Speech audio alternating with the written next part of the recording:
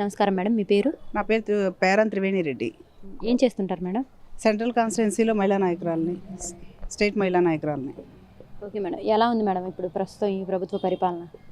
ప్రభుత్వ పరిపాలన గురించి చెప్పాలంటే ఒక రోజు కాదు, ఒక నెల కూడా సరిపోదు. అంత అద్భుతంగా పరిపాలిస్తున్నాడు జగన్మోహన్ రెడ్డి గారు. ముఖ్యంగా మహిళలకి మహిళా పక్షపాతి అని చెప్పుకోవడానికి మేము అందరం చాలా సంతోషంగా ఫీల్ అవుతాం. ఇలా ఈ సీఎంఏ మాకు నిత్యం ఉండాలి అనేది చెప్తాం. ఎందుకంటే అంత గొప్పగా పరిపాలన చేస్తున్నాడు. ఆయన చేసిన 5 సంవత్సరాల పరిపాలనలో కూడా 2 సంవత్సరాలు వేస్ట్. అంటే కరోనా వల్ల ఆ పరిపాలన అనేది ఆగింది. అయినా సరే ఆ కరోనా టైంలో ప్రజలకి ఏ సమస్య రానివ్వకోకుండా నిత్యం ఆయన ప్రజలకు నేనున్నాను అనే విధంగా ఆయన పరిపాలన కొనసాగించారు. కంటెస్టెడ్గా చేసింది 3 సంవత్సరాలు ఆయన చేశారు. ఆ 3 సంవత్సరాల్లో కూడా చాలా అద్భుతంగా చెప్పారని చెప్పాలి. అనేక కంపెనీలు తీసుకొచ్చారు, ఉద్యోగాలు ఇచ్చారు. మహిళలకు కూడా ఎంతో ప్రాధాన్యత కలిగించారు. 50% రిజర్వేషన్ కలిగించారు. ఇంతకు మించిన అసలు పరిపాలన అనేది నాకు తెలిసి ఇప్పటి వరకు ఉన్న సీఎంలు ఎవరూ చేయలేదు. అంతకుముందు రాజశేఖర రెడ్డి గారు పరిపాలన సాగించారు. మళ్ళీ ఆయన తనయుడిగా ఈయన మాత్రమే చేయగలుగుతున్నాడనే చెప్పగలం. మరి మీరేమో ఈ ప్రభుత్వంలోనే మహిళలకు ఎంత బాగా జరిగిందని చెప్తున్నారు. కానీ గత ప్రభుత్వంలో టీడీపీ ప్రభుత్వంలోనే మహిళలకు ఇంతకన్నా మెరుగ్గా చేశామని చెప్పేసి అంటున్నారు కదండి.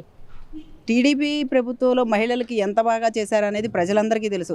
ఒక కార్పొరేట్ స్థాయి నుంచి ఒక ఎమ్మెల్యే స్థాయి వరకు మహిళల్ని రోడ్డు మీద ఈడ్చి గొడవలు పడి వాళ్ళని కొట్టి ఎంతో రాద్ధాంతం చేశారు. వాళ్ళ మహిళలకు ప్రాధాన్యతనిచ్చింది. మహిళలకు ప్రాధాన్యతనిచ్చింది వాళ్ళు కాదు. వాళ్ళు ఎంతసేపు మహిళల్ని ఒక వంట ఇంట్లో ఉండే ఇదిలాగే చూసారే తప్ప పని మనిషి కిందే చూశారు మహిళలకి.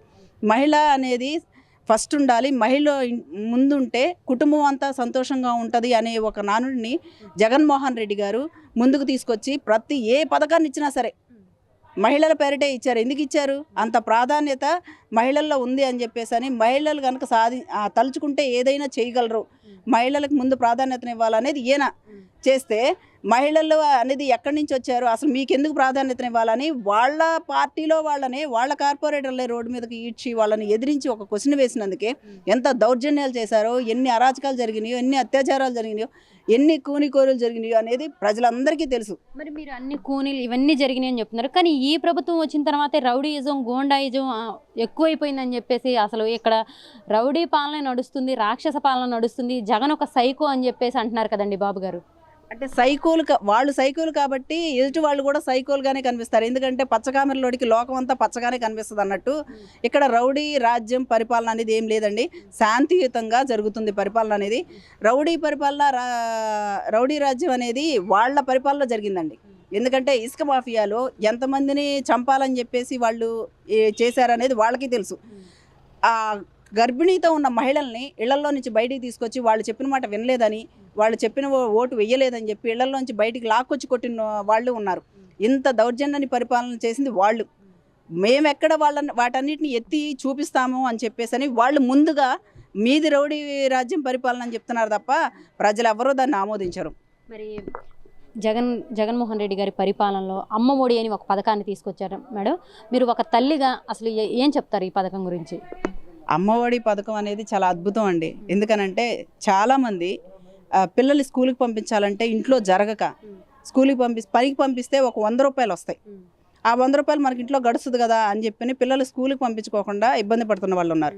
వాళ్ళకి ఇది చాలా అద్భుతంగా పనిచేస్తుంది. ఎందుకంటే ఆయన ఇచ్చే డబ్బులు పిల్లలు స్కూల్కి పంపించుకుంటున్నారు, అక్కడ ఫుడ్ జరుగుతుంది, పిల్లలు స్కూల్ బ్యాగ్ నుంచి ఫుడ్ నుంచి ప్రతి ఒక్కటి A to Z ఆయన సమస్తం ఎక్కడ ఇబ్బంది పడకూడదు, పిల్లలు చదువుకోవాలి, నేటి బాలలే రేపటి పౌరులు అనే విధంగా ఆయన పిల్లలకి ఎంతో అద్భుతంగా చేస్తున్నారు. అటువంటిప్పుడు ఒక తల్లిగా నేను మాత్రం చాలా సంతోషంగా ఫీల్ అవుతాను. నా బిడ్డ చదువుకుంటుందంటే నా కుటుంబం బాగుపడినట్టు. ఈరోజు నేను కూలి పని చేస్తున్నానంటే నా బిడ్డ చదువుకుంటుంది, రేపు ఉద్యోగం చేస్తుంది, ఉన్నత స్థాయిలో ఉంటుంది.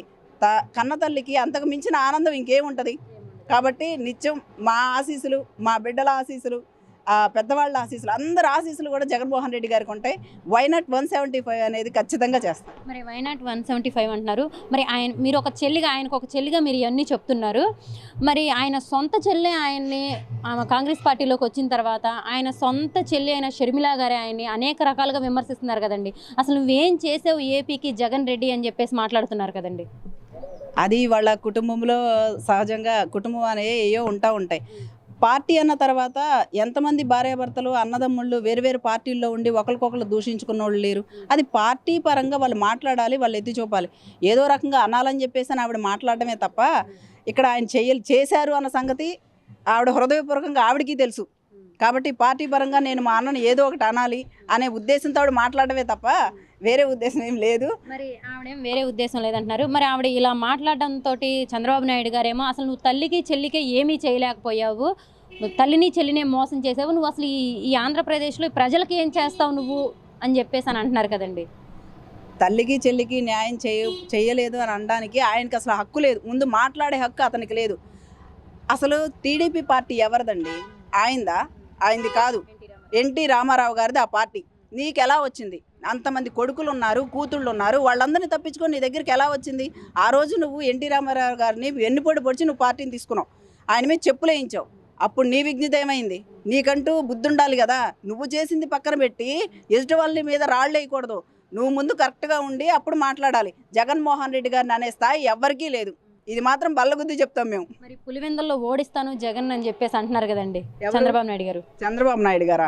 అసలు ఆయనకి డిపాజిట్ అన్న వస్తుందో రాదో చూసుకోమనండి. పులివెందుల్లో అడుగు పెట్టమనండి, అసలు డిపాజిట్ కూడా రాదు. కనీసం ఆయన ఓటు తప్ప ఎవరు ఓటు రాదు. పులివెందులు అనేది ఆయన అడ్డ, ఆయన తప్ప ఎవరు అక్కడ గెలవరు.